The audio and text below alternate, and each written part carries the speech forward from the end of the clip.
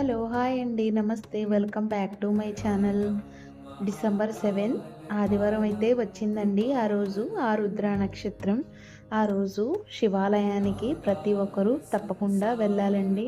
ఆ రోజు అభిషేకం తెల్లవారుజామున 3 గంటల నుంచి 4 లోపులో అయితే అభిషేకం అనేది చేస్తారండి. ఆ అభిషేకాన్ని వీక్షించడం చాలా మంచిదండి.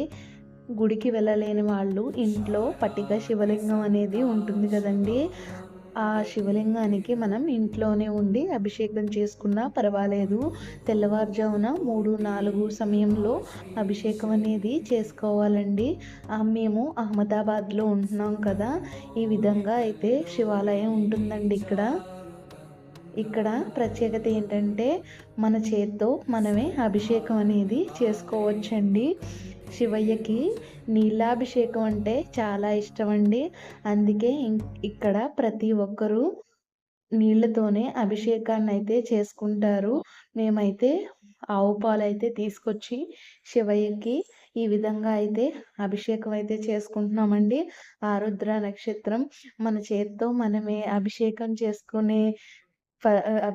చేసుకునే భాగ్యాన్ని మనకిక్కడ అయితే ఇచ్చారండి.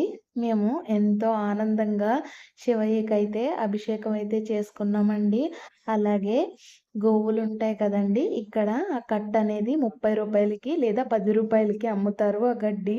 అది మనం ఆవులకి ఈ విధంగా పెట్టుకోవచ్చండి. ఇక్కడ అహ్మదాబాద్‌లో గోమాతని పూజించటం చాలా మంచిదండి.